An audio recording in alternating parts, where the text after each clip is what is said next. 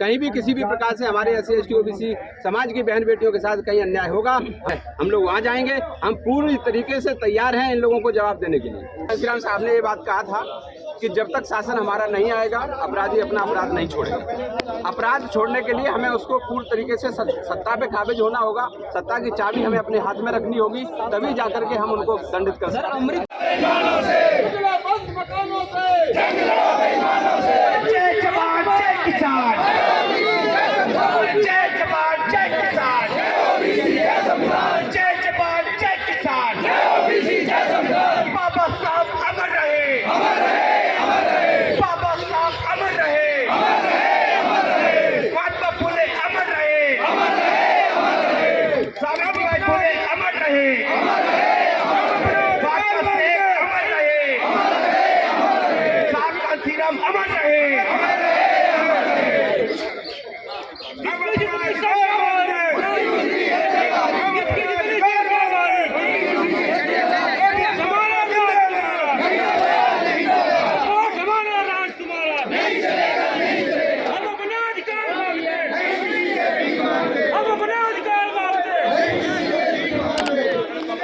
को दिए थे, लेकिन गुमराह होकर। लेकिन सर कोई एक व्यक्ति तो होंगे ना, कोई एक नेता तो होंगे जिनको सपोर्ट करेंगे आप, क्योंकि अगर बीजेपी को सपोर्ट नहीं करेंगे तो और किसको करेंगे? देखिए सुनो, मैं आपको बताता हूँ, ये जनता जिसको चुनेगी हम उसी को सपोर्ट करेंगे। और हमारी OBC महासभा है, इसके नेतृत्व में हम लोग लगातार मेहनत करेंगे। आने वाले टाइम में विकल्प कोई भी हो सकता है, अभी हम उसको ओपन नहीं कर सकते हैं। लगातार हमारा प्रयास है, जनता को हम प्रधानमंत्री बनाना चाहते हैं और बनाएंगे। क्या नीतीश कुमार के विकल्प हो सकते हैं आपकी नजर में? हम किसी का नाम अभी नहीं ले रहे हैं, क्योंकि हमारे लिए बहुत सारे लीडर हैं। अगर OBC जातिगत जनगणना करानी क्यों जरूरी है? जातिगत जनगणना कराना इसलिए जरूरी है कि एक जाति का पूरे देश में पूरी तरीके से जो कब्जा है, जबकि उनकी जो जनसंख्या है मात्र 3.5% है।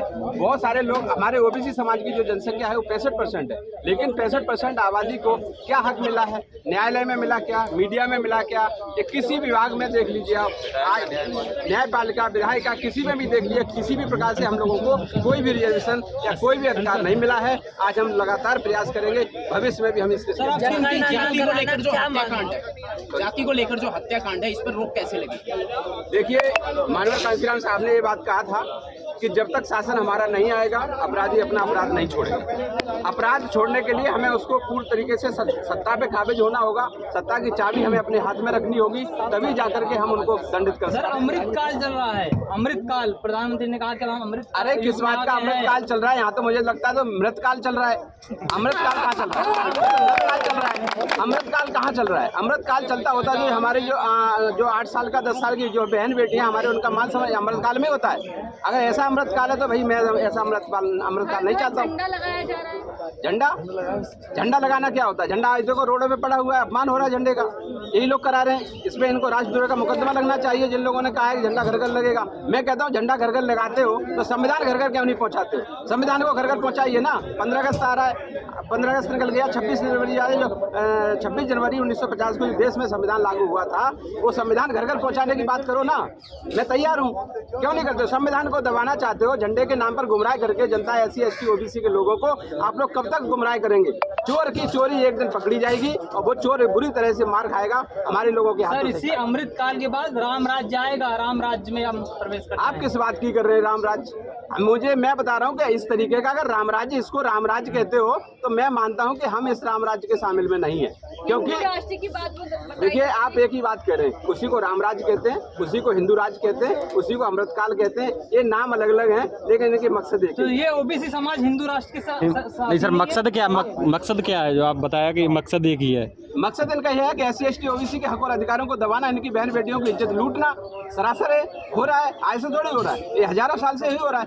अगर हजारों साल से नहीं होता तो भगवान बुद्ध क्यों आते हैं हमारे देश में? महात्मा कवि बाबा साहब डॉक्टर भीमराव अम्बेडकर क्यों आते? भगवान बुद्ध क्यों आते? महात्मा ज्योतिराव फुले क्यों आते? सावित्रीबाई फुले को क्यों आना पड़ता संघर्ष करने के लिए? अगर इस तरीके की विचारधारा पहले से नहीं होती। ये OBC समाज राम राज्य के पक्ष में है? बिल्कुल नहीं, मैं ऐसा कोई राम राज्य, ऐसा कोई राज्य नहीं चाहता हूँ। भगवान बुद्ध ने लेकर बाबा साहब डॉक्टर भीमराव अम्बेडकर से लेकर सभी लोगों ने एक ही बात कही है, मानवता से बढ़ के कोई धर्म नहीं है, मानवता का ही राज्य आएगा, संविधान का राज्य आएगा। संविधान के आधार पे हम लोगों को दंडित जो भी होगा, जो भी कानून चलेगा वो संविधान के द्वारा चलेगा और किसी का राज्य आने वाला नहीं। घर घर मोदी के नारे ओबीसी समाज समझ कर रहा था, नॉन रोटी खाएंगे मोदी जी को लाएंगे। तो लगा जिसने जो लोगों ने जो ईवीएम का भी ईवीएम की बात क्यों नहीं होती है? ईवीएम भी तो है। ये लोग क्यों हम लोगों से डरते नहीं है?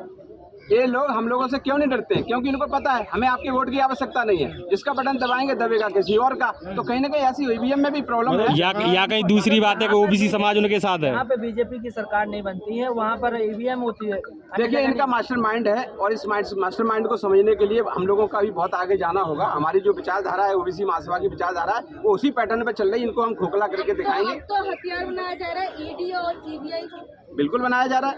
इनका पहले ये साम दाम दंड भेद आपसे मैंने पहले ही बोल दिया।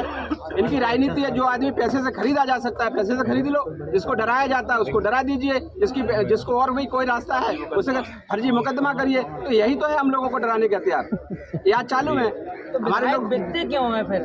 देखिए ऐसा है ना, जो बिकने वाली चीज होती है बिक जाती है। क्या सब थोड़े बिक जाते हैं? आज ओबीसी महासभा को खरीद के दिखाए कोई, किसी की माई के लाल में ताकत है जो ओबीसी महासभा के एक कार्यकर्ता को खरीद के दिखा दे? जो दलाल होते हैं, जो दलाल होते हैं, ज्योतिबा फुले सावित्रीबाई फुले की बात कर रहे हैं, आपकी लीडरशिप में महिलाओं की इतनी कमी क्यों है? देखिए ऐसा है, हमारी महिलाओं में लीडरशिप की कमी नहीं है, लेकिन तो महिला क्यों नहीं है? अगर लीडरशिप की कमी नहीं है तो हम आई तो थी, काफी महिलाएं आई थी। आप लोगों को मीडिया वालों को नहीं दिखती तो मैं क्या करूं? 4 महिलाओं के भाषण हुए हैं यहाँ पे। आपके देखिए ऐसा है, 4 महिलाएं हमारी पूरी तरीके से निकल रही हैं और अभी 4 महिलाएं तो क्या हुआ, 4 महिलाएं की 40 महिलाएं होंगी आने वाले समय। हम मेहनत किस लिए कर रहे हैं? हम लगे हैं, घर घर जा रहे हैं, बहनों को समझा रहे हैं, अपनी माताओं को समझा रहे हैं। बिल्कुल बराबर हम लोग लगे हुए हैं और आपको कुछ समय लगेगा, ज्यादा समय नहीं लगेगा। ओबीसी महासभा का महिला विंग भी तैयार हो रहा है? बिल्कुल है, हो लिया है, रेडी है, बिल्कुल कंप्लीट। आपको मौका नहीं जब विंग तैयार है तो आप इतना स्ट्रॉन्ग बता रहे हैं। हत्याकांड उन्होंने सॉल्व कराया, वो ओबीसी की महिलाएं। नहीं, मैं उनको कंसिडर करके ही वो 4 को बता रहा हूँ। उनको कंसिडर करके ही वो 4 बता रहा हूँ। उनको कंसिडर करने के बाद 4 हैं। तो उनके नेतृत्व में हम लोग कर रहे हैं काम। कोई जरूरी नहीं है, ऐसी महिलाएं हमारी और भी निकल के आ रही हैं, आगे काम चलते रहेंगे। आप कहते हैं जिसकी जितनी संख्या भारी उसकी उतनी हिस्सेदारी। महिलाओं की संख्या देश में 49% है, तो क्या संगठन के पोस्ट बेरर पदों पर 49% महिलाओं का प्रेजेंस है? हाँ है। देखिए हमारे संगठन में है, लेकिन हमारे सत्ता और सरकार किनके हाथों में? आज तक सत्ता और सरकार उनके हाथों में रही, महिलाओं को मौका ही नहीं दिया उन्होंने।